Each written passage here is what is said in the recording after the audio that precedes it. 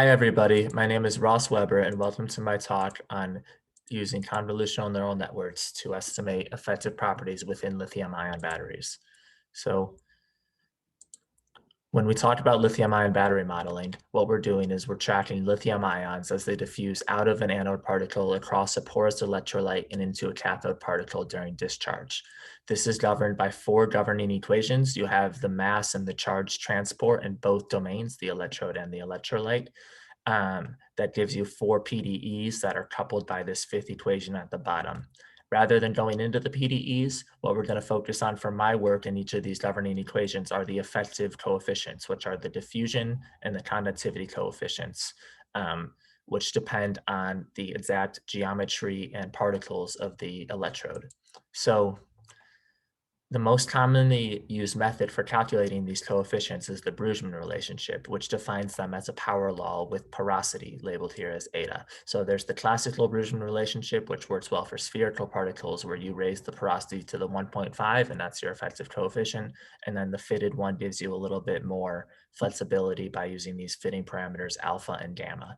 But either way, if you see from the chart on the right, where I've plotted for 10,000 images, the effective diffusion coefficient, the actual one versus porosity, neither of these can accurately capture um, the correct relationship because these coefficients depend on things like orientation and morphology that can't be quantified with porosity alone. And this type of formulation additionally cannot work for anisotropic images, basically. So in a different model than the Doyle-Fuller-Newman model shown before, there's the homogenization model derived in a different way, but resulting in the same macro scale mass and charge transport equations.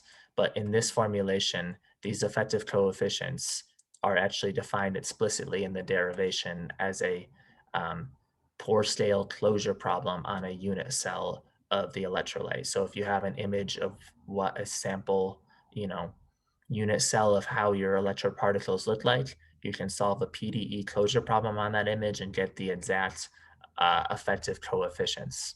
And this allows you to model much more complicated geometries in a much more accurate method. The obvious downside of this, of course, is the fact that it requires solving a partial differential equation. So therefore, the computational cost is much higher and it cannot be done online. So our goal in this work is to create something that has the accuracy of this PDE closure problem, but can run quickly. So we do that by developing a convolutional neural network, which can take an input image, so in this case, an image of the micro scale of your electrode, and output its coefficients, diffusion and effective conductivity coefficients. So to train the network, we generated 100,000 images. You can see a sample of 16 of them on the right here that are 64 by 64 binary images meant to represent what a battery electrode will look like, and solved the PDE closure problem on each of the images so that we can get its effective um, diffusion and conductivity tensors. And when we do this, this is the architecture of the network. We train it during using normal, CNN methods. I'm going to skip forward to the results here, show you that in each of these plots, you can see the actual diffusion coefficient versus the predicted one for our neural network against the Boltzmann and fitted Boltzmann.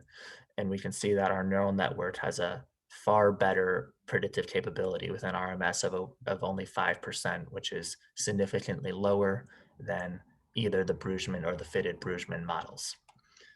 So this shows that we can use a neural network to predict, effective coefficients from just an image.